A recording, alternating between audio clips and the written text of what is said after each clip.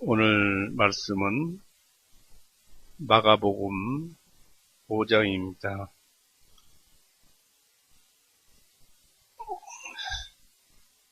마가복음 5장 21절에서 마지막 절까지입니다. 뜻을 생각해 보시면서 읽었으면 좋겠습니다. 읽습니다. 예수님께서 배를 타시고 건너편으로 다시 건너가시니 많은 사람들이 주님께 보이니라. 주님께서 해변에 계시는데 보라, 거기에 회당의 치리자 중 하나인 이름이 야이로라 하는 사람이 나와서 주님을 보고 주님의 발 아래 엎드려 그분께 간절히 간청하여 말씀드리기를, 내 어린 딸이 다 죽게 되어 누워 있나이다. 내가 당신에게 간구하오니 오셔서 내 딸에게 안수하시어 고침을 받게 하옵소서. 그리하면 내 딸이 살리리이다 하매 예수님께서 그와 함께 가시니 많은 사람들이 주님을 따라가며 밀치더라. 12년 동안이나 하혈증을 앓고 있는 한 여자가 있었는데 많은 의사들에게 괴로움도 많이 받았고 가지고 있던 것도 다 사용하였지만 조금도 차도가 없고 병세만 더 악화되었더라. 그 여자가 예수님의 소문을 듣고 그 무리 뒤를 헤치고 들어와 뒤에서 주님의 옷을 만졌으니, 이는 그 여자가 말하기를, 만일 내가 그분의 옷만 만져도 온전해지리라 하였기 때문이니, 이에 즉시 그녀의 하혈의 근원이 마르더니 그녀가 그 질병에서 나온 것을 몸으로 느낍니다. 예수님께서 자기에게서 능력이 나간 것을 즉시하시고 무리 속에서 주위를 돌아보시며 말씀하시기를, 나의 옷을 만진 자가 누구냐 하시니 주님의 제자들이 주님께 말씀드리기를, 우리가 밀치는 것을 보시면서 나를 만진 자가 누구냐고 말씀하시나이까 하며, 주님께서 이 일을 행한 여자를 보려고 둘러보시니 그러나 그 여자가 자기에게 이루어진 일을 알고 두려워하여 떨면서 나와 주님 앞에 엎드려 모든 진실을 말씀드립니다. 이에 주님께서 그녀에게 말씀하시기를, 딸아, 내 믿음이 너를 온전하게 하였도다. 내 질병으로부터 온전할지어다. 그리고 평안히 가라 하시니라. 주님께서 아직 말씀하시는 중에 회당의 치리자의 집에서 어떤 이가 와서 말하기를, 당신의 딸이 죽었는데 어찌하여 당신은 선생님을 더 괴롭히시나이까 하니, 예수님께서 그 말을 들으시고 즉시 회당의 치리자에게 말씀하시기를, 두려워하지 말고 믿기만 하라 하시고, 주님께서 베드로와 야고보의 형제 요한을 제외하고는 누구든지 그분을 따라오는 것을 허락하지 아니하시고 그 회당의 치리자의 집으로 오셔서 소란스러운 것과 큰 소리로 울부짖으며 통곡하는 사람들을 보시더니 안으로 들어오시어 그들에게 말씀하시기를, 어찌하여 너희가 이렇게 떠들며 울고 있느냐. 이 소녀는 죽은 것이 아니라 자고 있느니라 하시니, 그들이 주님을 비웃더라. 그러나 주님께서 그들을 다 내어보내신 후에 그 소녀의 부모와 그리고 자기와 함께한 자들을 데리고 그 소녀가 누워있는 곳으로 들어갔으며 손으로 소녀의 손을 잡으시고 소녀에게 말씀하시며 달리다꿈 하시니, 이를 해석하면 소녀야, 내가 네게 말하노니 일어나라 하는 뜻이라. 이에 그 소녀가 즉시 일어나 걸으니, 이는 그 소녀의 나이가 12살이기 때문이라. 사람들이 크게 놀라고 놀라니라. 주님께서 이 일을 아무도 모르게 하라고 그들에게 엄히 당부하시고 그 소녀에게 먹을 것을 주라고 명령하신다. 같이 기도하시겠습니다.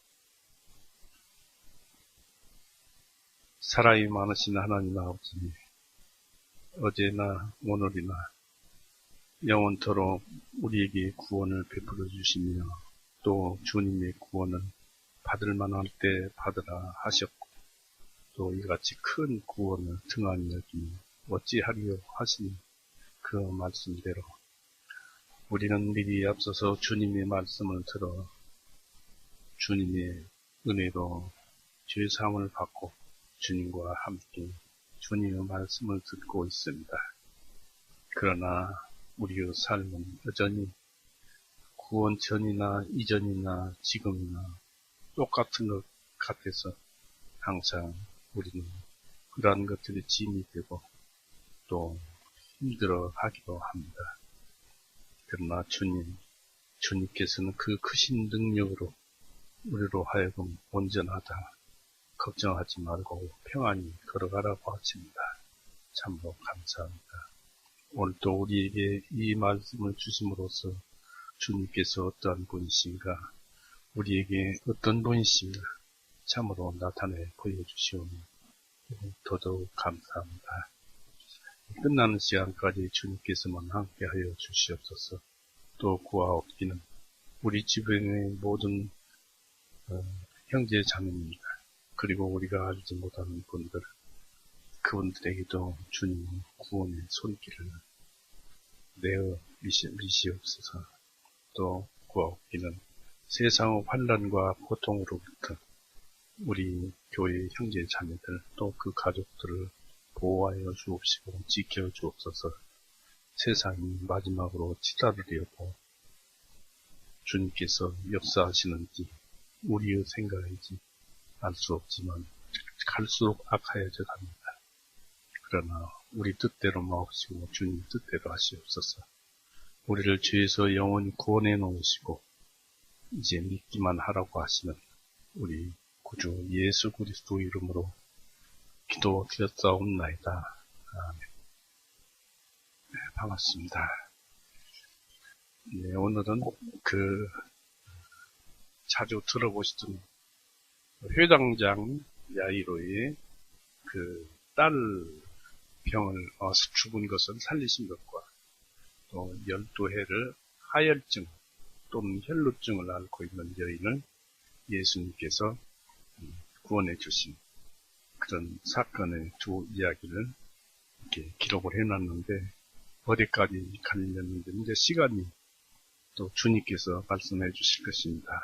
이 본문은 오늘 말씀은 예수님께서 가버나움에서 가다라 지방으로 가셔서 귀신 들린 아주 흉악한 한 사람을 온전한 사람으로 구원시켜 주시고 다시 배를 타고 오셔서 그 배에서 내리자마자 그곳은 가버나움이죠.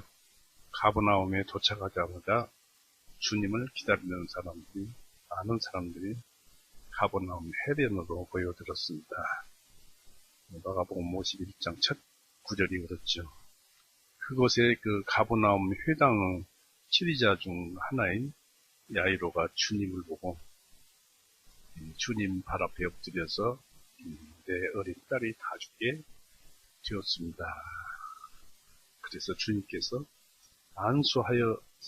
안수하시면은 고쳐주실 것이고 고쳐주시면 내 딸이 살겠나이다 라고 엎드려서 간구하였습니다.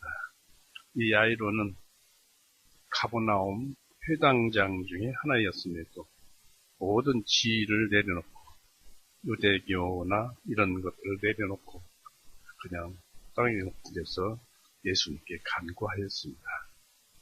회당장의 직분은 예배를 인도하며 또 종교적인 이 법원의 재판관이었습니다. 마태복음 9장에서도 이 사건은 기록되어 있습니다. 이 예수님께서도 야이로와 함께 그의 집을 가는 도중에 가는 중간이었습니다. 주님께서 12년 동안이나 하혈증을 앓고 있는 한 여자를 만나게 되었는데 이 여인은 12해를 알아오면서 많은 그 의사들을 만났을 것입니다. 그러나 병은 고쳐지지 않고 오히려 괴로움만 당하고 또 가진 재산 다 탕진하고 돈도 다 써버리고 마지막에 병세는 더하여만 갔습니다만은 마지막에 좀 더 어떻게 하면 고쳐질까 하는 중에 이제 소문을 듣고 예수님께 달려 나오는 것이죠. 이 여자의 병세를 좀 알아보면은 이 혈류증에 대해서 우리가 생각해 볼 필요가 있습니다. 이 하혈증이라고도 하고 혈류증이라고도 하는데 이 하혈증은 누워있을 때는 잠자리가 젖어 있고 앉아있어도 그 자리에 피가 젖어 있고 또 그로 인해서 그 여자는 냄새가 나고 유대교에서는 부정한 여인으로 낙인이 찍혀있던 여인이었습니다. 그 고통을 누구라서 여자라면 누구라서 설명을 하겠습니까? 냄새가 나니까 싫어서 멀리 할 것이고 그 병을 알아온 시간은 한두 해도 아니고 12해라고 하였습니다. 그 여인은 그래서 오직 병 낫기만을 소원하는 그런 여인이었습니다. 별별 치료를 다 받아봤을 것입니다. 욥기 2장 4절에 하나님과 사단의 대화에 이런 대화가 있습니다. 가죽으로 가죽을 바꾸니 라는 대화가 있습니다. 욥기 2장 4절에. 그런데 참으로 사람이 자기 생명을 위하여 자기 모든 소유를 줄이다 하였습니다. 즉 가죽으로 가죽을 바꾸니 생명으로 생명을 바꾸는데 만약에 사람이 죽게 되었다면 자기 생명을 위해서 생명 외의 모든 것을 다 줄 것이다. 즉 생명같이 귀한 것이 없습니다. 누가 죽으려고 하겠습니까? 모든 것을 내놓죠. 그렇습니다. 이 세상에서 생명처럼 귀하고 아름다운 것이 또 어디 있겠습니까? 그 생명을 위해서 생명 이외에는 모든 것을 다 내놓을 것입니다. 이 여인도 그 혈루병을 고치기 위해서 자기의 전 재산을 내놓았을 것이고 또 고치면서도 무시를 많이 당하고 괴로움을 많이 당했을 것입니다. 결국 고치지를 못했습니다. 일반적으로 사람들은 의사를 통해서 헛된 노력을 많이 한 뒤에 아무런 효능이 없는 것을 알고 나서야 비로소 하나님을 찾게 해줍니다. 이 여인도 마지막에 예수 그리스도에게 나왔습니다. 바로 하나님을 찾게 되었습니다. 그 여인은 예수님을 피난처로 생각을 했던 것입니다. 또 그러한 피난처로 발견한 사람은 예수님을 피난처로 발견한 사람은 확실한 피난처가 예수님께서 되어주실 것입니다. 이 예수님에 대해서 알아봅니다. 예수님은 어떤 분이시냐면 지혜이십니다. 영원전부터 하나님과 함께 하신 말씀이십니다. 그리고 이 세상을 창조하셨으며 다스리시며 유지시키고 존속해 하십니다. 골로새서 1장 15절 17절에 잘 나와 있고 시편 104편 28절 31절에는 예수님께서 하나님께서 주시면 모이고 또 잘 살다가 영을 거두어 가면 이 흙으로 돌아간다 라는 말씀이 있습니다. 이처럼 모든 것을 하나님, 예수님이 하시는데 우리 예수님은 우리가 속으로 생각하는 모든 것을 그리고 수많은 모든 사람들의 생각들을 단 한순간에 다 아십니다. 우리의 생각이 갑작스럽게 일어나지만은 주님의 영원하신 말씀 앞에서는 적나라하고 공개적으로 알려집니다. 히브리서 4장 찾겠습니다.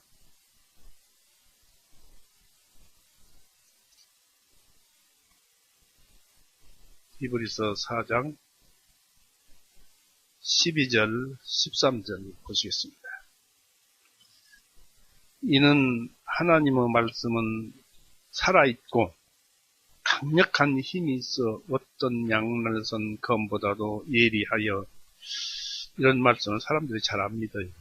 하나님 말씀은 살아있고 강력한 힘이 있어 어떤 양날선 검보다도 예리하여 혼과 영과 관절과 골수를 찔러 가르기까지 하고 마음의 생각들과 의도들을 판별하시는 분이시니 그분은 눈앞에 밝게 드러나지 아니하는 피조물은 하나도 없고 오직 모든 것이 우리와 심판하시는 그분의 눈에 벌거벗은 것 같이 드러나느니라고 했습니다.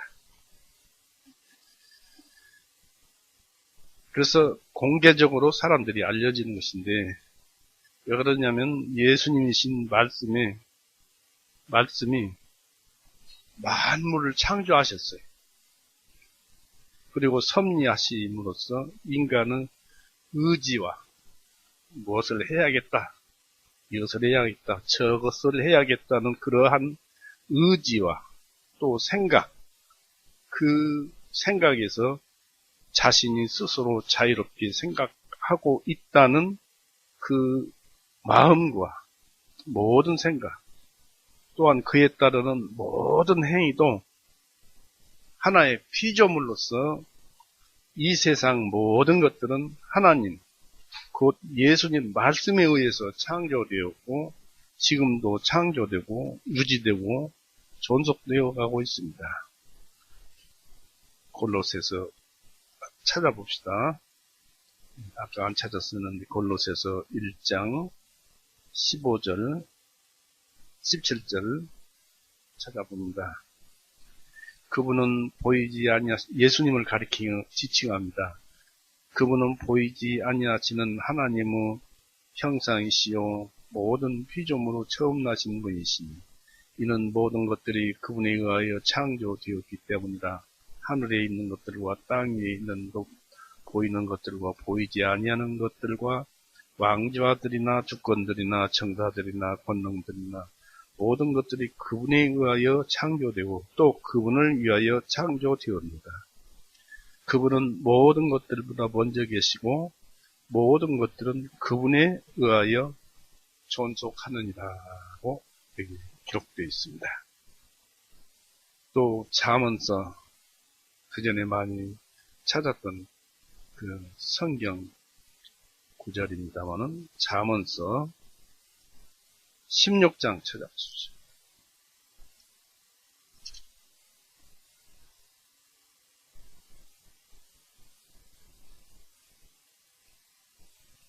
잠언서 16장 1절. 사람이 마음으로 준비하는 것과 그 혀의 대답은 주님으로부터 나느니라 했습니다. 그러니까 우리의 생각도 주님께서 주신 것이고 혀의 대답도 하나님으로부터 주님으로부터 나오는 것이다 라는 얘기입니다. 그리고 이 잠언서 20장 24절 보세요. 잠언서 20장 24절. 사람의 걸음은 주님께로부터 비롯되나니 사람이 어찌 자기의 길을 알 수 있겠느냐 라고 했습니다. 그렇습니다. 우리는 하나님께서 인도하시는 대로 살아갈 뿐입니다. 또다시 잠언서 21장 1절 보십시오. 왕의 마음이 주님의 손에 있는 것 같이 마치 강물과 같아서 그분께서 원하시는 곳이면 어디로든지 그것을 돌이키시느니라. 우리 마음을 이곳저곳으로 옮기시는 분이 또 하나님입니다. 그러니까 우리가 어떤 생각을 하면서 또 다른 생각을 하고 또 어떤 행동을 하더라도 그 자체가 우리 스스로 하는 것 같지만 하나님이 이쪽으로 저쪽으로 섭리하시고 움직이셔서 모든 것이 이루어진다는 그런 말씀을 우리가 찾아볼 수 있는 것입니다. 여기서 한 가지 구별할 것이 있습니다. 우리는 지음받을 때 하나님의 형상에 따라서 지음을 받았습니다. 우리가 우리의 형상대로 사람을 만들자라는 말씀이 창세기 1장 26절에 기록되어 있죠. 그러나 우리 주 예수님은 하나님이신데 예수님은 다릅니다. 오히려 예수님의 형상은 본질적으로 하나님의 본체의 형상이십니다. 히브리서 1장 3절을 보세요. 거기서 보시면은 그분께서 하나님의 영광의 광채시요 하나님의 인격의 정확한이라고 그랬습니다. 정확한 형상이시라. 자신의 권능으로 말씀으로 모든 것을 붙드시며 그분께서 친히 우리의 죄들을 정결하게 하신 후에 높은 곳에 계신 위엄하신 분의 오른편에 앉으셨느니라. 바로 말씀이 육신이 되셔서 오셔가지고 다시 저 천국에 가셔서 말씀으로 제 위치에 본래의 하나님 자리에 앉아 계신다. 그런 뜻입니다. 그래서 하나님과 똑같으신 분이 바로 예수님이셨습니다. 이 예수님은 하나님과 같은 본질적 유사성을 갖습니다. 요한복음 1장 찾아보십시오. 요한복음 1장 14절을 보십시오.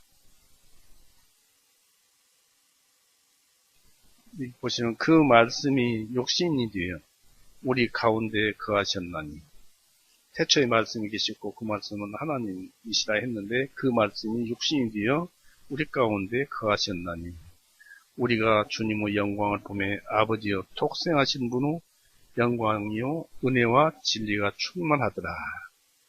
여기는 개혁성경에는 독생자라고 그랬는데 독생하신 분 예수님도 한 분이고 하나님도 한 분이라는 뜻은 독생이라는 우리나라 말로 표현되어 있습니다. 은혜와 진리가 충만하더라 했습니다. 또 요한복음 14장 9절을 보십시오. 14장 9절에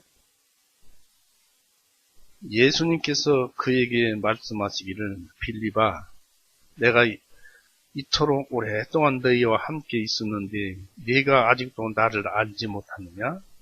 나를 본 자는 아버지를 보았거늘 어찌하여 너는 우리에게 아버지를 보여주소서 하느냐? 겉모습만 보고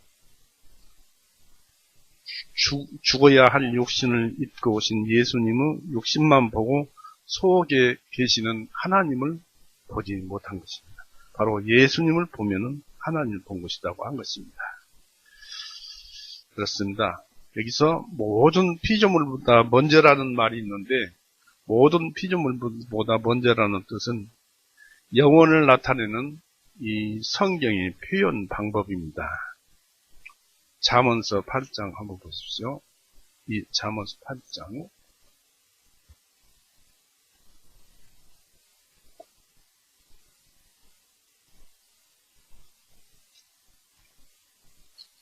23절, 26절을 보시겠습니다. 잠언서 8장 23절, 26절.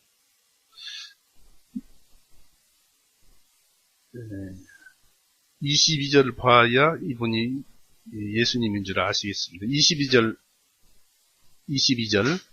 주님께서 그분의 옛 사역들 이전 곧 그분의 길의 시작에 나를 소유하셨나니 바로 예수님을 소유하셨나니 영원부터 처음 시작부터 땅이 있기 전부터 내가 세움을 받았느니라.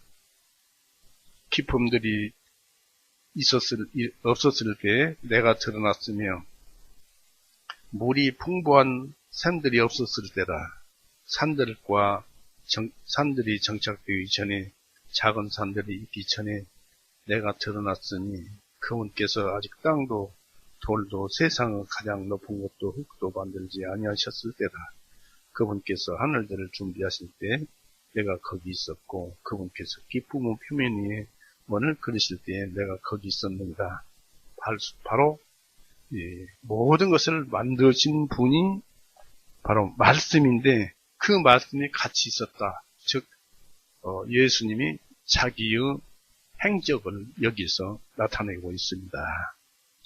여기서 23절에 영원부터 처음 시작부터 땅이 있기 전에 내가 세움을 받았느니라는 말씀이 있습니다. 이 세움을 받았느니라고 하시는데 이 세움을 받았다는 뜻은 만물에 대한 통치권을 의미하는 것으로서 예수님은 섭리와 권능과 원리의 모든 주체이십니다. 때문에 누가복음 5장 20절이나 마태복음 9장 2절의 말을 하고 있는 것입니다. 마태복음 9장 한번 보세요. 어떤 말씀을 하시느냐면 그분만이 이런 말씀을 하실 수 있어요. 마태복음 9장 2절. 보라, 사람들이 침상에 누워있는 중풍병자를 주님께 데려오니 예수님께서 그들의 믿음을 보시고 그 중풍병자에게 말씀하시기를 아들아 안심하라 내 죄들을 용서받을지어다 하시니라. 이 예수님만 죄를 용서하실 수 있어요. 바로 하나님이시기 때문에 이 죄를 용서하십니다.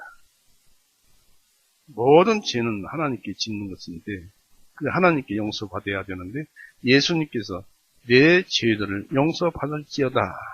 이런 놀라운 은혜입니다. 이따가 또 그것에 대해서 찾아볼 것입니다만은 이렇게 예수님은 모든 이 우주 만물에 관리하고 운영하는 그 모든 주체이십니다. 사람은 스스로 선택하고 선택에 따른 책임도 가지고 있는데 이것도 피조물입니다. 피조물 것입니다. 그리고 이 모든 허락은 하나님께서 우리는 모르지만 조절하여서 허락하십니다. 사람이 선택하는 그 일은 하나님의 섭리 속에 들어있습니다. 따라서 자연인의 모든 생각과 행위, 선하다고 생각하는 그 생각과 행위도 피조물의 하나입니다. 마가복음 16장 보세요. 사람을 간단하게 마가복음 16장 15절에는 사람도 피조물이라고 그랬습니다. 마가복음 16장 15절에 주님께서 그들에게 말씀하시기를 너희는 온 세상으로 가서 모든 피조물에게 복음을 선포하라. 즉 사람에게 복음을 선포하라. 그러니까 피조물이라고 하면 사람인데 사람에게서 나오는 모든 것들이 피조물이 있지 않습니까? 피조물이라는 말 속에 사람이 포함됩니다. 그래서 사람이 생각하고 이것저것 계획하는 모든 것들이 피조물이에요. 하나님의 능력이나 원리가 개입되지 아니하면 아무것도 이루어질 수 없다는 것입니다. 이렇게 지금까지서처럼 우리는 예수님에 의해서 유지되고 존속되어 현재를 살아가는 것입니다. 그런 줄 알아야 할 것입니다. 이 하혈증을 앓고 있는 여자는 예수님의 소문을 듣고 그 무리 뒤를 제치고 뒤에서 주님을 만졌으니라고 27절에 기록되어 있습니다. 또 이제 28절에는 이는 그 여자가 말하기를 만일 내가 그분의 옷만 만져도 온전해지리라 하였기 때문이다. 28절에는 마가복음 5장 28절에는 그렇게 기록되어 있고요. 또 29절에는 이에 즉시 그녀의 하혈의 근원이 마르더니 그녀가 그 질병에서 나온 것을 몸으로 느끼니라고 29절에 기록되어 있습니다. 얼마나 소원하는 것이 너무나 간절하고 간절했으면 옷만 만져도 나았을 것이다. 이 예수님을 만지기만 해도 옷만 만져도 나을 것이다. 라는 그 믿음에 의해서 병이 나왔어요. 그렇다고 해서 사람이 열심히 믿어서 그 훌륭한 분 옷깃을 만졌다고 해서 나아지는 것인가요? 그 여자가 나사지는 것인가요? 그건 전혀 아닙니다. 보면은, 27절을 한번 보십시오. 마가복음 5장.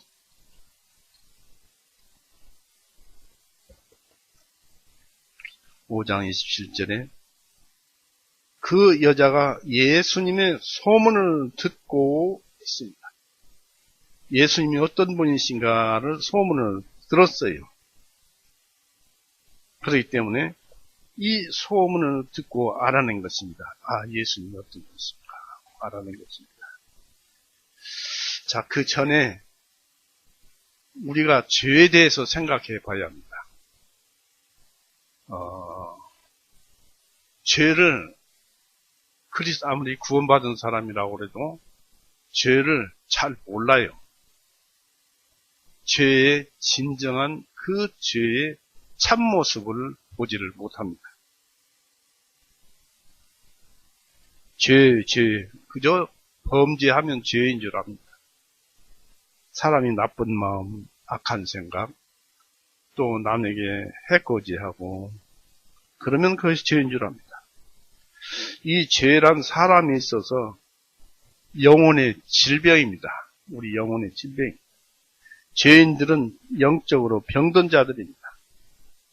아담이 가져온 그 사단으로 인해서 아담이 이 세상에 가져온 원래적인 그 타락은 죄는 영혼의 병입니다. 이로 인해서 실제적인 범죄는 그 병, 영혼의 질병으로 인한 상처이거나 질병의 부스럼입니다. 아담으로 인해서 들어온 그 원초적인 그 질병의 상처이거나 질병이 우리가 짓는 범죄입니다. 그래서 그 질병은 본래의 질병은 영혼의 불구이고 허약이고 불안이며 황폐이고 살상이지만 죽이는 것이지만 감사할 것은 이 영혼의 질병은 치료 불가능한 것이 아니라는 사실입니다. 우리 예수님이 그 질병에 대한 치료약인 성경을 우리에게 주셨다는 사실입니다. 물론 예수님께서 피도 흘리시고 죽으시고 죄값 대신 우리를 위해서 죽으심으로써 다 용서를 해놓으셨지만 그것을 몰랐으니까 바로 성경을 우리에게 주셨다는 사실입니다. 여기서 율법을 생각해 보면서 죄를 생각해 볼 수 있습니다. 로마서 3장 19절을 보십시오. 죄의 참모습을 보면은 19절, 로마서 3장 19절, 이제 우리가 알거니와 율법이 말하는 것은 무엇이든지 율법 아래 있는 자들에게 말하는 것이니 이것은 모든 입을 막아 온 세상으로 하여금 하나님 앞에서 죄가 있게 하려 하니라. 그러므로 율법의 행위로는 그분의 눈앞에서 의롭게 될 육체가 없나니 이는 율법을 통하여서는 죄를 깨닫기 때문이라.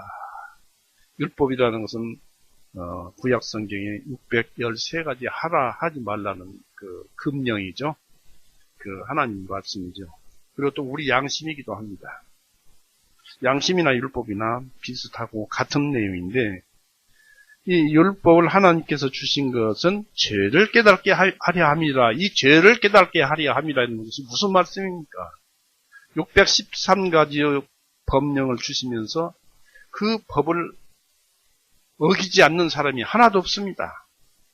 살다 보면은 다 613가지를 다 죄를 범하는 사람이 있습니다.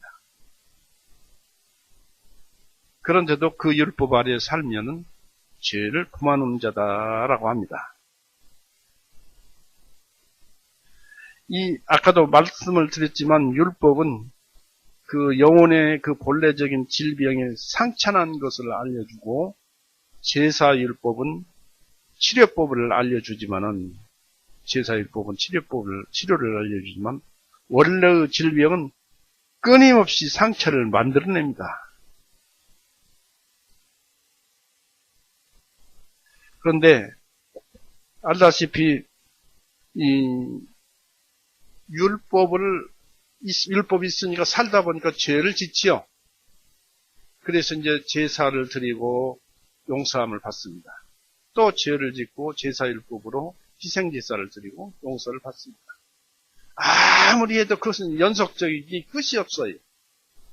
그러니까 율법은 죄를 깨달습니다. 라는 것은, 율법을 우리에게 주신 것은, 본래 하나님의 목적은 너희는 속에 죄가 들어있고 너희는 죄다 이것입니다. 너희 자체가 죄이기 때문에 죄를 그냥 저절로 짓는다. 너희는 죄를 자발적으로 짓는다.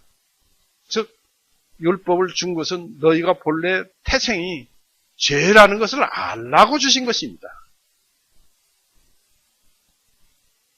그래서 19절에 이제 우리가 알거니와 율법이 말하는 것은 무엇이든지 율법 아래 있는 자들에게 말하는 것인지, 그것은 모든 입을 막아 온 세상으로 하여금 하나님 앞에서 죄가 있게 하려 합니다. 율법을 주신 것은 너희들은 다 죄인들이다 는 것을 인치는 말씀이에요. 그 죄인들이 어떠하겠어요? 이제 율법을 지켜도 죄인, 안 지켜도 죄인, 무조건 죄인입니다. 우리 양심도 그러잖아요. 우리 양심이 우리 자신이 죄를 지면 아파하잖아요. 그 양심이 아파하고 선한 일을 하고자 하는 그 이유는 무엇입니까? 내 정체 자체가 죄다라는 것을 가르쳐주는 것입니다. 이것이 죄입니다. 그래서 심히 사악한 것은 사람의 마음이다. 이것을 누가 알리요? 했고, 여기 3장 10절에는 이런 것을 말씀합니다. 기록된 자는 의로운 자는 없나니 단 한 사람도 없고, 사람은 의로운 자가 하나도 없어. 깨닫는 자도 없고, 이렇게 오늘 말씀드린 죄를 깨닫는 자도 없고, 하나님을 찾는 자도 없고, 그렇습니다. 지금 오늘 우리가 듣는 이 말씀을 제대로 이해하는 사람이 드물 것입니다. 우리 본체가, 거듭나지 못한 본체, 본성이 죄라는 것. 그 범죄는 상처라는, 부스럼이라는 것. 이 죄가 우리 육신을 통해서 팥죽 끓듯이 항상 끓어오르고 있습니다. 끓어오르다가 어쩌다가 툭 튀면은 그게 범죄가 되는 거예요. 이렇게 살고 있어요. 그런 우리를 하나님께서 믿음 하나, 넌 믿었으니까, 너희가 나를 믿었으니까 너는 죄가 있지만 죄 없다고 인정을 해주고, 죄 없다, 너희들 죄를 다시는 기억지 않겠다고 말씀하시는 하나님이십니다. 그래서 치료 불가능한 것이 아니라는 것입니다. 왜냐하면 하나님이 전지전능하신 분이고 우리는 피조물이고 하나님이 만드셨기 때문에 하나님 마음대로, 뜻대로 그대로 그렇게 하시는 것입니다. 그래서 사도 바울은 자기 자신 속에 이것을 알았어요. 사도 바울은. 그러니까 이 성경에 이렇게 써놨죠. 우리 본체가, 본성이 죄고, 의롭다고 하지만 그건 거짓말이고, 그래서 자신을 알았어요. 그래서 로마서 7장에 이렇게 써놨습니다. 기록해 놨어요. 로마서 7장 한번 보십시오.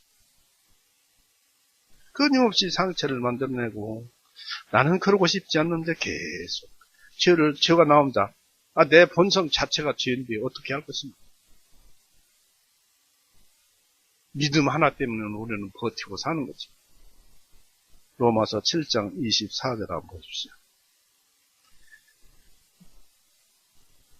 23절에서부터 봅니다. 이렇게 고통을 받았던 바울이 23절에 내 지체 속에 있는 다른 법이, 이 죄의 법이 내 마음의 법과 싸워 하나님을 섬기려는 마음의 법과 싸워서 나를 내 지체 속에 있는 죄의 법에게로 죄에게로 사로잡아가는 것을 내가 보기 때문이로다.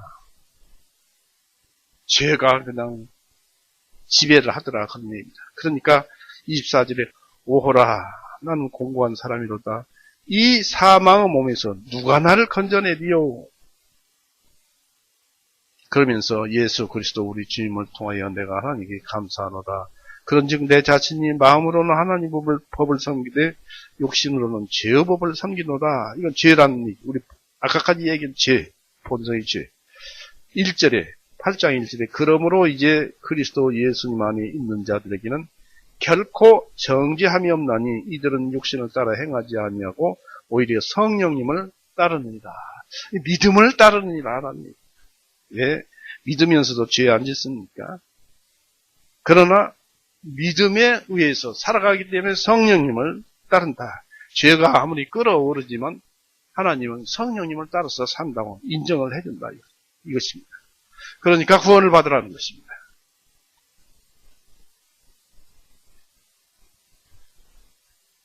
여기서 무엇을 말합니까?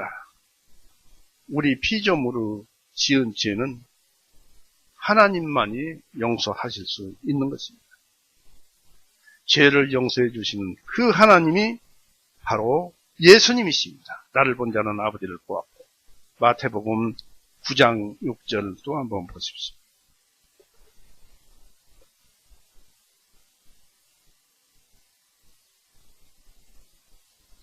마태복음 9장 6절 6절에 그러나 인자가 땅 위에서 죄들을 용서하는 권능을 가진 줄을 너희에게 알게 하여 하노라 하시고 이에 중풍병자에게 말씀하시기를 일어나 내 침상을 들고 내 집으로 가라 하시니 그래서 그가 침상을 들고 걸어 나갔습니다. 왜 그러냐면은 내 죄들을 용서받을지어다 했는데 사람들이 참남되다 라고 하니까 자기들은 어떻게 안수를 하든지 그런 식으로 해서 이제 걸어가야 할 것 아니었나 했는데 5절 한번 보시겠습니다. 이는 너는 내 죄들을 용서받을지어다 말하는 것과 일어나 걸어가라 하는 것 중 어느 것이 더 쉽겠느냐? 예수님께서는 죄를 용서했느니라 하는 그 말씀으로 걸어갈 수 있다는 것입니다. 그러니까 죄가 모든 질병, 병의 원인이라는 것입니다. 그래서 병을 낫으려면 죄부터 구원부터 받아야 합니다. 그래서 거기에서 한 걸음 한 걸음 나아가다 보면 본래의 질병도 나을 수가 있는 것입니다. 하나님이신 예수님이 지금도 말씀하고 계신 것입니다.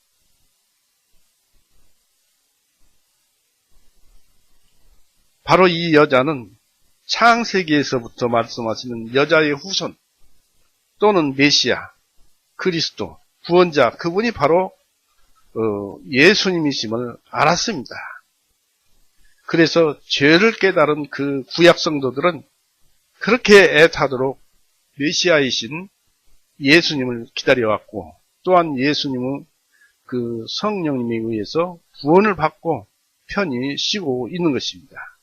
그들은 구약 사람들은 어떻게 죄사함에 대한 응답을 들었을까요? 그들의 최종 마음은 언제나 죄를 하나님만 사해 주실 수 있다 하는 것을 알았어요.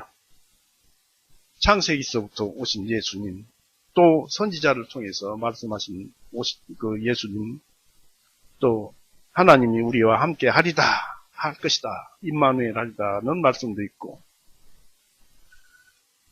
그래서 하나님만 죄를 사해 주실 수 있다는 것입니다. 이런 사실을 알고 어떻게 하였을까요? 그 사람들은 이 성경에서 하나님을 알고 조금 전에 자기 자신이 영원한 죄라는 것을, 죽을 때까지 죄라는 것을, 그리고 구원 못 받으면 지옥까지 가서도 죄라는 것을 알고 오직 소망하고 소망하고 소망하는 것이 이거 한 구절이었습니다. 이사야 45장. 선지자들은 이거 하나 때문에 그 모든 고통을 받고, 그리고 어떻게 해서 얻은 것입니까? 그것 때문에 죽기도 하고, 이 몸이 톱으로 썰리기도 하고, 그런 고난도 받았던 것입니다.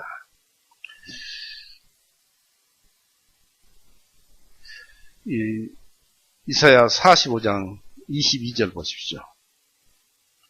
땅 끝에 있는 모든 자들아, 너희는 나를 바라보고 구원을 받으라.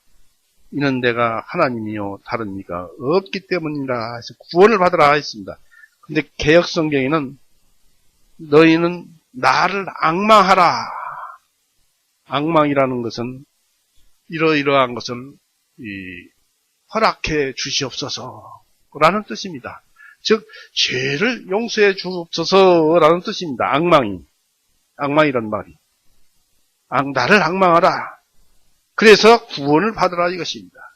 결국 죄는 너희들은 스스로 그 품어져 올라오는 죄를 어찌할 수가 없는 것이다. 내가 죄를 용서해야 너희들이 죄를 용서함 받는 것이다. 죄를 사할 권세는 하나님밖에 없습니다. 그러니까 그 죄 바다를 죄로서 살고 있는 사람들이 오직 하나님을 만나서 하나님을 믿으니까 하나님이 죄를 이와 같이 구원해 주시는 분이심을 알고 그분을 믿으면은 하나님께서 그렇다, 너를 내가 구원해 준다라고 하나님께서 믿음을 주시는 것입니다.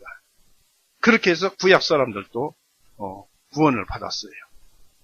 그러나 이렇게까지 하나님을 그렇게 앙망하고 찾고 모든 고난과 고통을 받으면서 받았는데, 오늘날에는 신약의 예수님의 복음 몇 구절만 복음을 깨달으면은, 들으면은 구원을 받도록 되어 있습니다. 얼마나 쉬운지 모릅니다.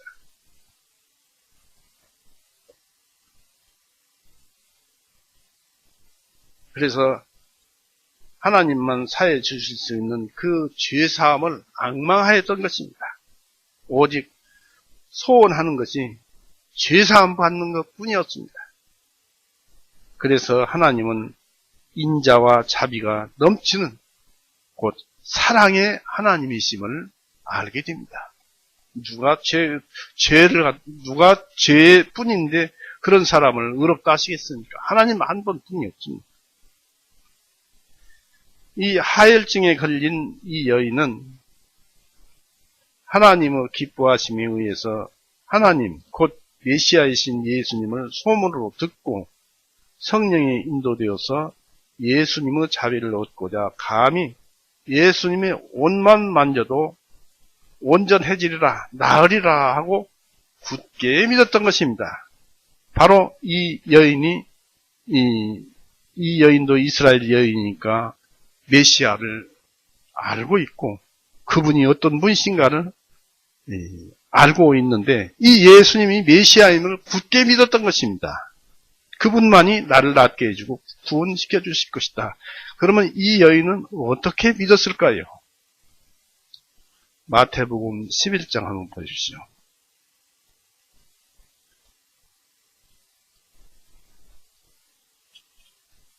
마태복음 11장 5절 보십시오. 4절부터 봅니다. 예수님께서 그들에게 대답하여 말씀하시기를 가서 너희가 듣고 보는 일들을 다시 요한에게 말하되 맹인들이 보며 절름발이가 걸으며 나병 환자들이 깨끗해지고 귀먹은 자들이 들으며 죽은 자들이 일어나며 또 가난한 자들에게 복음이 선포된다 하라. 이 말씀을 전하라는 것입니다. 여기에서 다른 것을 몰라도 이 나병 환자들 깨끗해지고, 이 이스라엘에서는 나병 환자는 하나님께서 너 죄 있다라고 하면서 그 병을 그 모세의 미디암에게 나무라니까 나병이 걸렸습니다. 하나님께서 주는 병이기 때문에 천병이라고 합니다. 그런데 이 병도 역시 하나님께서 낫게 하시면 낫는 거예요. 여기서 예수님께서 나병 환자들이 깨끗해지고, 이 말씀은 하나님께서 병을 깨끗하게 하시는데 그분이 바로 나다, 예수님이시다라는 것입니다. 바로 예수님이 죄를 용서하시는 분이시다는 것을 여기서 말씀하고 있습니다. 그리고 또 예수님이 말씀하신 것이니까 그렇지만은 이사야 35장 한번 보십시오.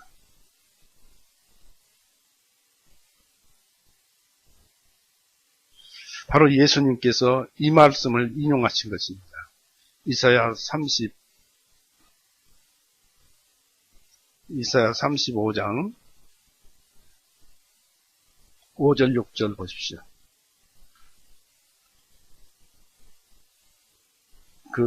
이 35장은 그리스도 왕국에 대해서 이제 얘기를 하는데요. 5장 5절에서 6절.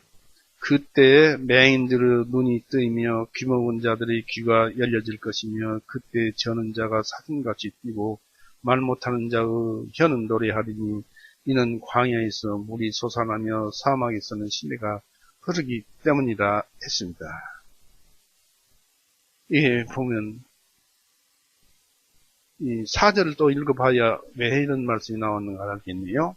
두려워하는 마음을 가진 자들에게 말하기를 마음을 강하게 하라. 두려워하지 말라. 보라, 너희 하나님께서 보복하러 오시며 하나님께서 보응하시리니 그분께서 오셔서 너희를 구원하시리라 하니 바로 그분이 예수님이잖아요. 구원을 하실 텐데 그분이 오셔서 맹인들을 눈도 뜨게 하고 귀먹은 자들로 귀가 열릴 것이요. 이런 그 병들을 낫게 하신다 하셨는데 예수님은 여기에다 한술 더 떠서 나 환자까지도 얘기를 하신 것입니다. 자기 자신이 하나님이시라는 것입니다. 이것을 믿었어요.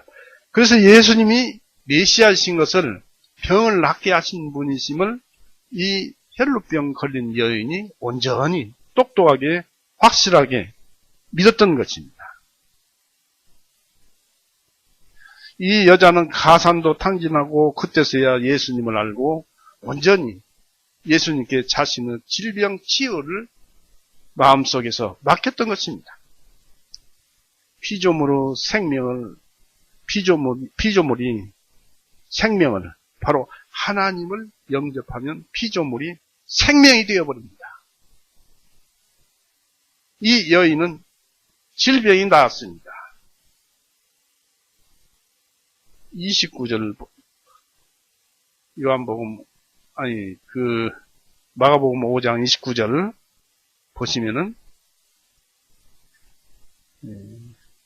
29절에 이에 즉시 그녀 하혈을 그노니 마르더니 그녀가 그 질병에서 나은 것을 몸으로 느낍니다. 주님은 옷을 만졌는데 나았어요.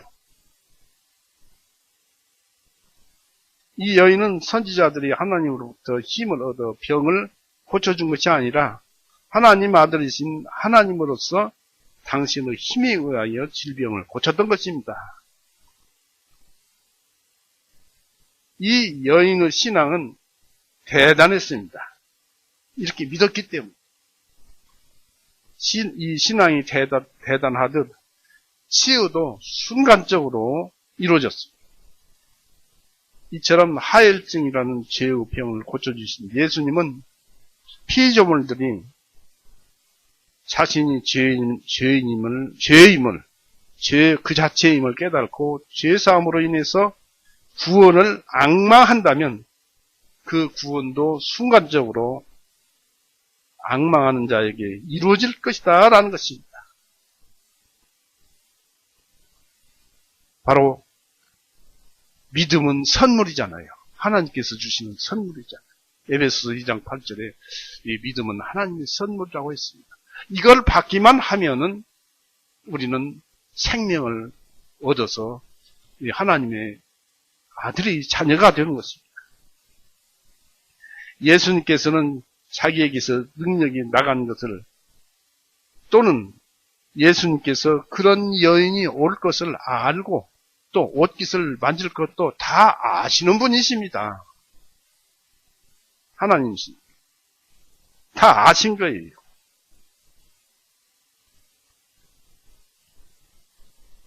그래서 무리 속에서 나의 옷을 만진 자가 누구냐라고 일부러 물었습니다. 30절 보십시오. 예수님께서 자기에게 능력이 나간 것을 즉시하시고 무리 속에서 주위를 돌아보시며 말씀하시기를 나의 옷을 만진 자가 누구냐 하시니 실상은 다 잘 아시면서도 왜 그랬을까요?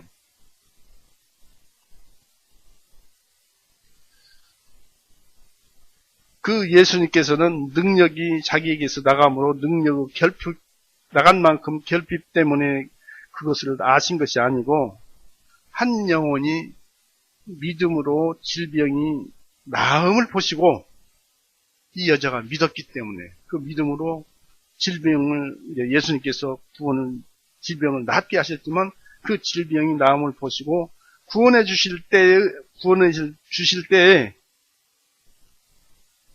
얼마나 예수님께서 기뻐하셨겠습니까? 한 영혼이 구원을 받으면 천하보다 귀하다 했습니다. 영혼을 구원시키면 굉장한 기쁨이 따릅니다. 그것 때문에 전도를 합니다.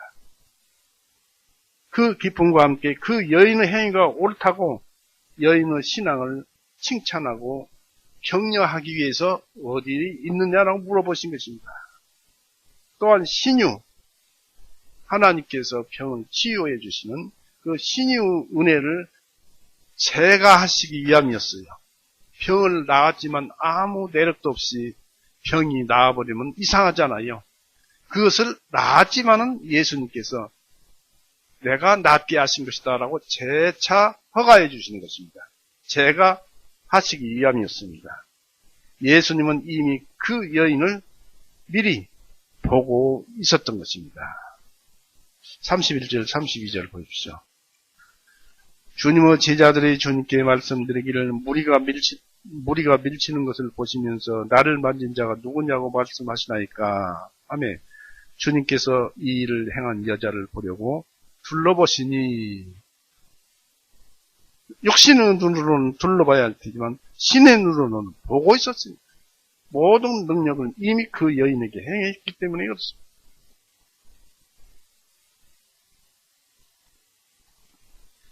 여기서 남몰래 행하는 죄가 그렇듯이 남몰래 행하는 그 신앙의 선한 행위는 예수님께서 그 즉시 다 보고 계신다는 사실입니다. 즉, 이 여인이 병에 걸렸지만은 예수님을 믿고 예수님을 가까이 하는 것은 선한 행위에 속합니다. 그 여인은 자기를 찾는 예수님의 음성을 듣고 즐거워해야 할 텐데 오히려 듣고 두려워하고 떨면서 자기의 모든 일상 상태를 예수님께 다 고하였습니다. 33절 보십시오. 그러나 그 여자가 자기에게 이루어진 일을 알고 두려워하며 떨면서 나와 주님 앞에 엎드려 모든 진실을 말씀드립니다. 이렇게 함으로써 이 여인이 전도자가 되었죠. 그 수많은 무리들에게. 예수님을 지금 가르치고 있잖아요. 그래서 이 여인처럼 다른 사람들을 격려하기 위해 부를 때 우리는 있는 그대로 예수님께서 부르시면 있는 그대로 주님 앞에 엎드려서 말씀을 드려야 할 것입니다. 우리가 주님의 영광을 위한 신앙의 행위를 허락하실 때는 우리가 주의해야 합니다. 왜냐하면 이 지상에서 믿음 안에서 행하는 모든 것이 하늘에서 재가를 받는다는 사실입니다. 이 땅에서 우리가 신앙적인 일을 행하지만 내가 이제 믿음 안에서 행동을 하지만 그것이 행동 자체가 나 스스로 해서 행하는 것이 아니고 하나님께서 그래 너 이 일을 하라고 허락을 하셨기 때문에 이 일을 한다 그런 사실입니다. 여러분이 신앙적인 일을 하는 것은 하나님께서 다 알고 하나님께서 제거하신 것입니다. 잘했다라고 제거하신 것입니다. 예수님께서는 이 여인에게 내 믿음이 너를 온전케 하였도다. 내 질병으로부터 온전할지어다. 그리고 평안히 가라 하시니라 했습니다. 우리 마음속에서 저절로 아멘 할 것입니다. 지금 현재도 주님께서는 구원받은 자에게 편안히 가라고 지금도 말씀하고 계시는 중입니다.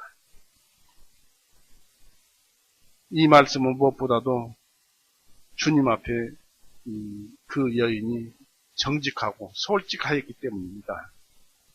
언제나 신앙 간증은 정직하고 솔직해요. 이제 회당장 야이로에 대해서 이제 말씀을 드리겠습니다. 회당장 야이로의 딸을 살려주신 그 기록을 살펴봅니다. 예수님은 공생애 중에 세 사람을 살리셨어요. 죽은 사람을. 여기서 나오는 본문에서 나온 야이로의 회당장 야이로의 딸과 나인성의 한 과부의 아들을 살리셨습니다. 또 요한복음 11장에 나오는 나사로의 소생입니다. 이런 사람을 살렸어요. 여기서 우리는 죽었다가 살아나는 세 가지 경우를 성경에서 보게 됩니다. 먼저는 부활입니다. 예수님을 통해서 부활이죠. 부활이란 영혼이란 생명, 영혼이란 우리가 가진 영혼이란 생명의 활력을 돌아오게 하는 것으로서 영적 육신의 부활입니다. 영적 육신의 부활이 있어야 활동을 하는 것이죠. 활력을 주는 것입니다. 우리 영혼에. 그래서 이것을 뭐라고 합니까? 영이 아니라 소울, 혼이라고 기록되어 있습니다. 아브라함 품에 안긴 나사로를 보십시오. 쉬고 있지요. 그러나 그가 활동을 하려면 부활 욕심을, 영적 부활 욕심을 입어야 활동을 하는 것입니다. 시편 23편.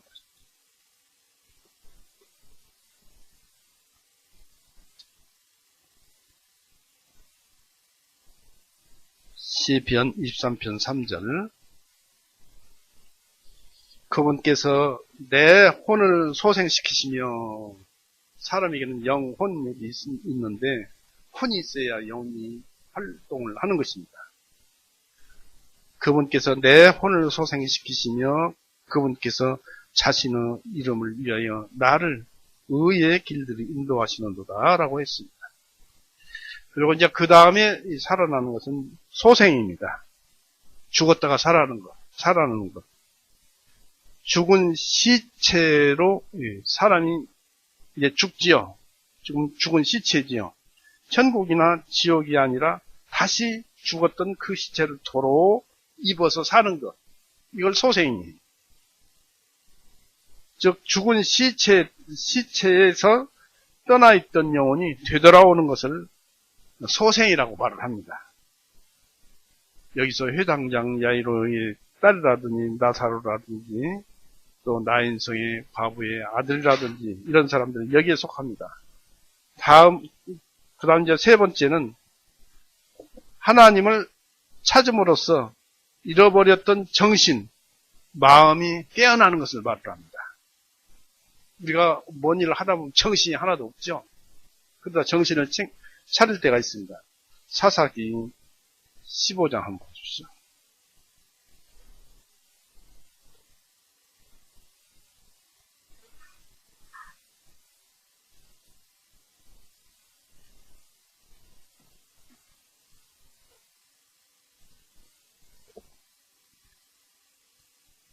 사무엘상 앞에 사사기 15장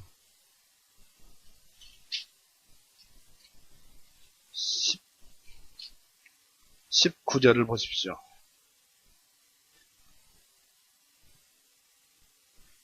삼손이 그 턱뼈 하나로 많은 사람을 죽게 했지요. 블레셋 사람을. 19절부터 18절부터 봅니다. 삼손이 심히 목이 마름으로 주님께 부르짖어 말씀드리기를 주님께서 이 큰 건져내심을 주님께 좋은 손에 주셨나이다. 그런데 이제 내가 목말라 죽어 할례받지 아니한 자의 손에 떨어져야 하겠나이까 하니 하나님께서 그 턱뼈가 있던 우목한 곳을 쪼개시니 거기서 물이 나오더라. 그가 물을 마시매 그의 영이 돌아와 그가 소생하였더라. 정신이 돌아왔던 소생하였더라. 그가 그의 이름을 에낙고레라고 불렀더니 그 셈이 오늘날까지 내희에 있더라 했습니다. 보시면은 여기서 히이즈 스토리가 나오고 스피리트가 나오고 이렇게 나오는데 히이즈 스피릿이라고 해서 이걸 영어로 개역성경은 영혼으로 얘기를 합니다. 정신으로 얘기합니다. 그러나 이제 킹제임스 성경에서는 영어로 기록되어 있죠. 그러니까 정신을 잃어버렸다가 하나님을 찾는 그 정신이 들어서 깨어나는 것을 말을 합니다. 그리고 이제 시편 69편을 한번 보십시오. 시편 69편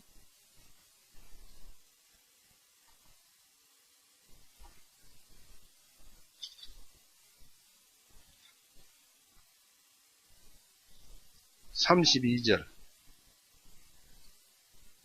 겸손한 자들이 이것을 보고 기뻐할 것이요 하나님을 찾는 너희 마음이 살아나리라.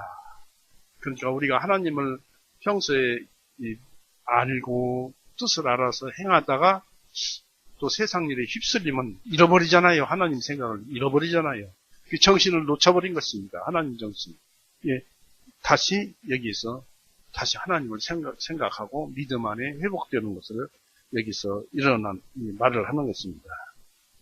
그래서 하나님을 찾는 너희 마음이 살아나리라 했습니다. 바로 여기서는 너의 마음이 그랬습니다만 여기서는 heart, your heart 그렇게 표현되어 있습니다. 여기서 기록된 그 야이로의 딸의 살리심은 소생에 해당된다고 말씀을 드렸습니다. 이 야이로의 딸을 살리신 말씀이 43절까지 나오죠. 35절에서 이제 예수님께서는 불치의 병을 고치시고 즉 혈류증 걸린 여인을 고치시고 이제 여기서는 죽음을 정복하시려고 하고 있습니다. 주님께서 한 여인의 병을 고쳐주시자마자 야이로에게 이 비보가 들려왔습니다. 가버나움 해변과 회당과 거리는 불과 100m 안팎입니다. 제가 이제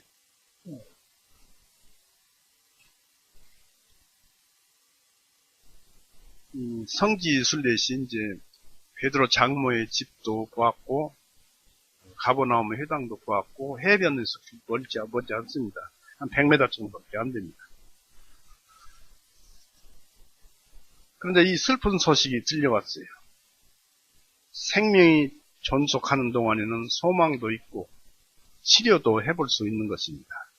그러나 생명이 종식되었을 때는 과거의 회상만 남고 그것도 세월이 많이 흐르면 그 회상도 지워져 버립니다. 잊혀져 버립니다. 회당장의 집에서 온 사람이 어찌하여 선생을 더 괴롭히시나이까 라고 35절에 말하죠. 이 말은 이미 이제 죽었으니까 상황은 끝이 났고 이것은 하나님의 뜻이 이루어진 것이다. 그러나 하나님이신 예수님에게는 이런 상황을 되돌릴 수가 있어요. 그분 뜻대로니까.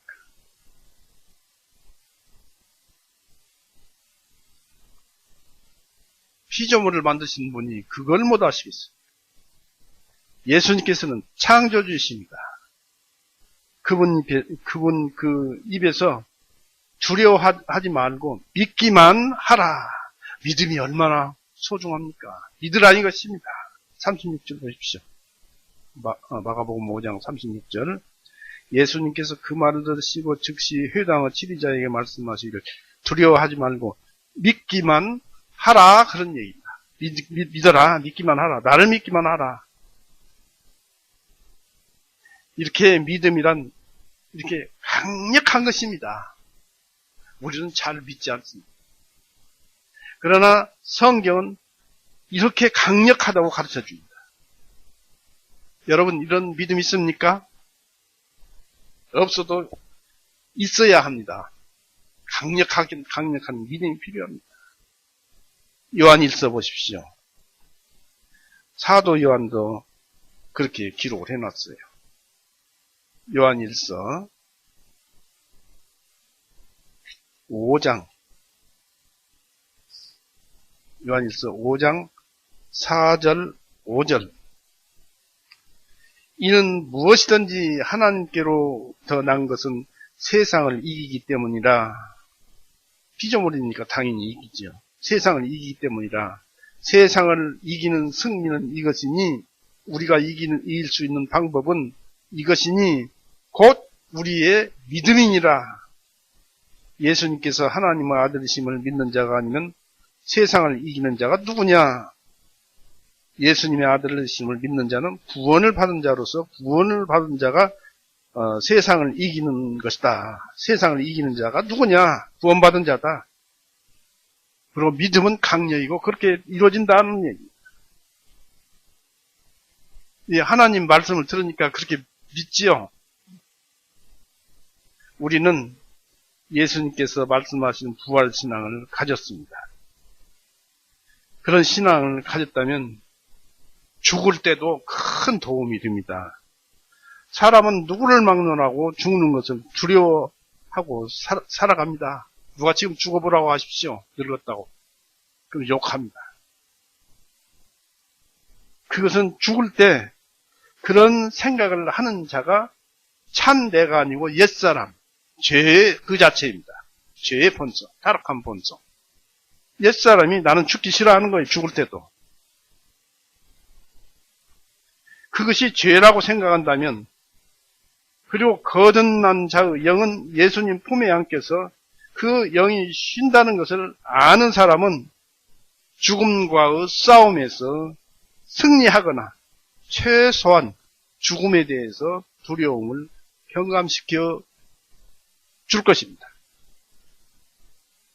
예수님은 죽은 아이가 있는 집에 들어가시면서 무리들을 떼어놓고 베드로와 야고보와 요한 이 세 사람을 데리고 그 회당장 야이로와 함께 데리고 들어갔는데 이것은 왜 그랬을까요? 다른 사람은 다 떼어놓고 그 사람만 들어갔는데 그것은 그 기적의 증인을 삼기 위해서 데리고 들어간 것입니다. 예수님께서 회당장의 집에 들어가시니 그 소란스러운 것과 큰 소리로 울부짖으며 통곡하는 사람들에게 왜 이렇게 소란스러운 것이냐라고 나무랍니다. 이 소녀가 죽은 것이 아니라 자고 있다고 38절, 39절로 얘기하고 있습니다. 여기서 울며 통곡하는 것으로 보아서 이 아이는 꽃이 피기도 전에 꺾인 것처럼 어린아이가 죽는다면 슬픈 일이 아닐 수가 없기 때문입니다. 그런데 아버지인 야이로의 그 마음은 어떻겠습니까? 자식을 가슴속에다 묻는 것이죠. 가슴이 무너져 내렸을 것입니다. 그런데도 아무 말도 안 했습니다. 왜 그랬을까요? 예수님을 믿기 때문이었습니다. 바로 예수님께서 한 말씀, 두려워하지 말고 믿기만 하라는 그 말씀이 겨우 회당장 야이로에 서 있는 것을 지탱해주고 있었던 것입니다. 감사한 것은 방금 전에 12회를 하혈증으로 앓는 여자를 예수님께서 고쳐주시는 기적을 보았던 터라 예수님의 말씀을 더 신뢰했을 것입니다. 마음의 믿음을 더하여 버티고 있었던 것입니다. 예수님은 이 아이가 잔다고 하시자 더욱 믿음을 굳게 붙들고 있었습니다. 어떤 사람은 예수님을 비웃었지만 비웃는 그들을 다 내보내시고 40절에 보면 다 내보냈다고 했습니다. 소녀에게 달리 다굼 곧 내가 네게 말하노니 일어나라는 뜻입니다. 이 말씀에 소녀가 즉시 일어나 걸었는데 나이는 12살이었어요. 그것을 본 사람들이 크게 놀라고 또 놀랐다고 42절에 기록되어 있습니다. 보십시오. 42절. 이에 소녀가 즉시 일어나 걸으니 이는 그 소녀 나이가 12살이기 때문이라. 사람들이 크게 놀라고 놀라니라. 죽은 사람이 살아났으니 얼마나 놀랐겠습니까? 여기서 하나님의 능력은 기적이지만은 야이로 강력한 믿음이 없었다면은 이 기적은 일어나지 않았을 것입니다. 여기서 알 것은 하나님은 언제 어느 때나 우리를 위해서 강력한 일을 행하시려고 대기 중이지만은 사람인 우리가 온전히 예수님을 믿지 못함으로써 은혜를 받아들일 수 없다는 사실입니다. 믿기만 하면은 되는 거예요. 여기서 이것을 생각을 해봅니다. 죄와 허물로 본래 죽어 있는 자들이 스스로 힘으로 일어날 수 없는 것처럼 완전히 죽어 있는 자들은 죽음에서 일어나도록 부르시는 분이 곧 복음인 것입니다. 즉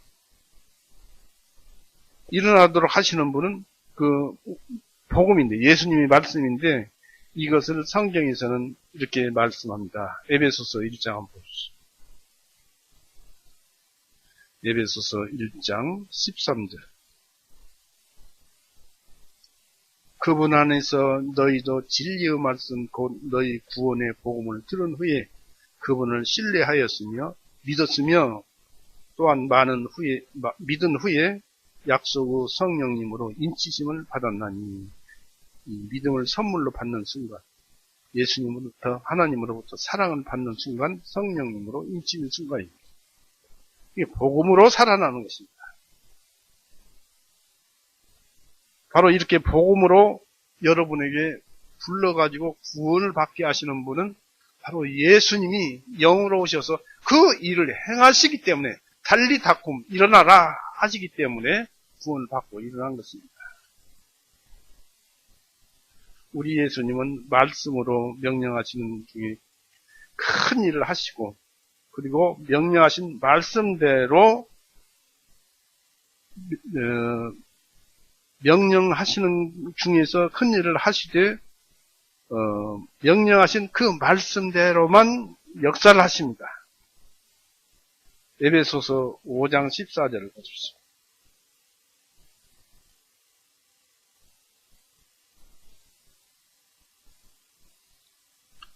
5장 14절에 그러므로 그분께서 말씀하시기를 너 잠자는 자여 깨어 죽은 자들로부터 일어나라. 그리하면 그리스도께서 네게 빛을 주시리라 하셨느니라. 그러니까 여기서 깨어 죽은 자들로부터 일어나라고 명령을 하셨죠. 그 다음에 주신 것이 무엇이에요? 빛을 주시리라. 이 말씀은 여기서 하시는 거죠. 바로 일어나라고 명령하시고 내게 빛을 주시리라고 하시는 그 말씀 속에서 말씀으로 명령하시고 말씀대로만 일하심을 드러내고 있습니다. 바로 쉽게 말을 하면 하나님의 말씀은 어떤 한 말씀은 어떤 한 능력을 가지고 있다. 결국 성경 말씀은 능력이다. 즉 성경 말씀과 능력은 동행하는 것이다 라는 것입니다. 이게 이제 43절에 아무도 그 기적을 다른 사람에게 알리지 말라고 했습니다. 43절 보십시오. 마가복음 5장 43절. 주님께서 이 일을 아무도 모르게 하라고 그들에게 엄히 당부하시고 그 소녀에게 먹을 것을 주라고 명령하시니라 했습니다. 예수님은 이 기적을 소문내지 않으려고 노력을 하셨습니다. 그 이유는 그리스도 자신의 부활이 사망을 이기시는 당신의 능력을 보여줄 좋은 진리가 될 것이기 때문입니다. 예수님이 부활하는 것을 보여야 된다는 것입니다. 그러므로 일반적인 이런 소생 같은 사건은 당신 자신의 예수님 당신 자신의 부활의 실제 기적이 증거되기까지는 당분간 비밀로 간직하시려야 한 것이었습니다. 그러니까 예수님 먼저 부활하고 그 다음에 이 소생하는 이것이 되어야 믿음이 한층 더 강화되니까 그런 것이었습니다. 전하지만 즉 바탕이 되는 실체의 증거가 준비되기까지는 다른 유사한 증거는 보류되어야 한다는 것입니다. 주님께서는 소녀에게 먹을 것을 주라고 말씀하셨습니다. 이것은 이 아이가 복음에 의해서 새로 태어났기 때문에 예수님에 의해서 새로 태어났기 때문에 막 태어난 살아난 아이에게 알맞는 음식을 주라고 하신 것입니다. 구원받으면 어떤 음식을 먹어야 합니까? 주님 안에서 갓 태어난 자는 연한 젖을 사모하게 되는 것입니다. 구원의 복음을 사모하죠. 베드로전서 2장 한번 보십시오.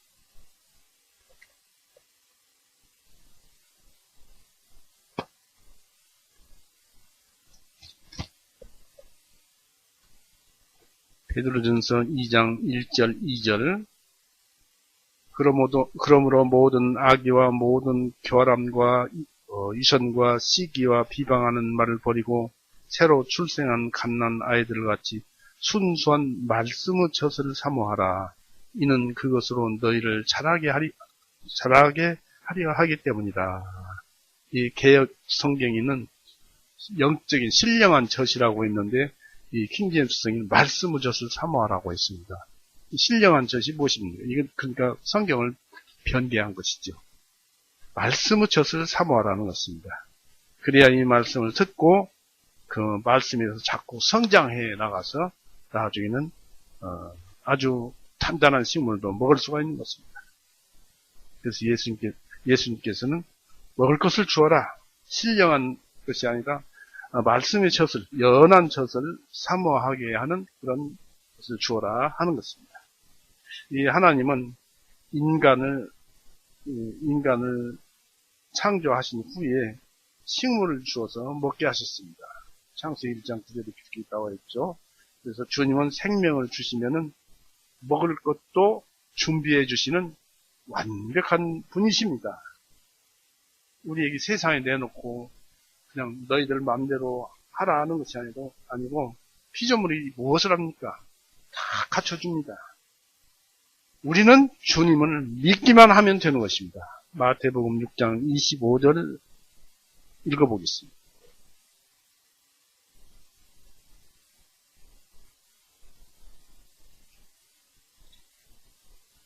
마태복음 6장 25절 그러므로 내가 너희에게 마태복음 6장 25절 그러므로 내가 너희에게 말하노니 너희 생명을 위하여 무엇을 먹을까 무엇을 마실까 또 너희 몸을 위하여 무엇을 입을까 염려하지 말라. 생명이 음식보다 중요하지 아니하며 몸이 의복보다 중요하지 아니하냐 했습니다. 몸이 의복보다 중요하고 음식보다 생명이 중요한데 하나님께서 어찌 너희 생명과 몸을 망가뜨리시겠느냐. 다 챙겨서 주신다 라고 하시는 말씀입니다. 그래서 그 옆에 6장 34절을 보십시오. 그러므로 내일 일을 위하여 염려하지 말라. 이는 내일이 그날의 일들에 대해 염려할 것이기 때문이니 그것의 악은 그날에 족하니 전부 예수님께 맡기라는 것입니다. 우리는 피조물이니까 하나님은 창조주이시니까 그분의 뜻에 맡기면 아주 순리롭게 우리의 영혼은 평안을 누리는 것입니다. 우리 예수님은 그리스도인들을 결코 절대 버리지 않으십니다. 그래서 우리는 오늘 말씀에서 들어서 알지만 우리 피조물이 할 일은 믿기만 하라는 것입니다. 이 성경 말씀을 더 강력하게 믿기만 하라는 것입니다. 오늘은 이런 말로 하고 마치겠습니다. 같이 기도하시겠습니다. 사랑이 많으신 하나님 아버지, 오늘도 은혜의 말씀을 주셔서 우리로 하여금 그것으로 마음속에 새기게 해주시오니 감사합니다. 그러나 우리는 역시 주님께서 처음에 말씀드렸듯이 참으로 그 옛사람 본성은 죄라는 것을 깨닫고 항상 나 자신이 죄라는 것을 마음속에서 염두에 두고 그리고 모든 행동을 하게 함으로써 저 믿음에서 믿음으로 들어가는 우리가 되도록 인도하여 주시옵소서. 그저 주님께만 부탁드립니다. 또 구하옵고 바라옵기는 우리 모든 형제 자매님들과 우리를 알게 모르게 도와주시는 분들과 또 우리 형제 자매님들, 우리 가족들, 그 친지들 모두를 세상의 환난과 질병으로부터 보호하여 주옵시고 세상의 그 전쟁, 참혹한 전쟁을 주님께서 물리쳐 주시옵고 우리에게 평안을 선물하여 주시옵소서. 언제나 주님께만 의지하오며 우리를 죄에서 영원히 구원해 놓으신 우리 구세주 예수 그리스도 이름으로 기도 올렸사옵나이다. 아멘. 마치겠습니다.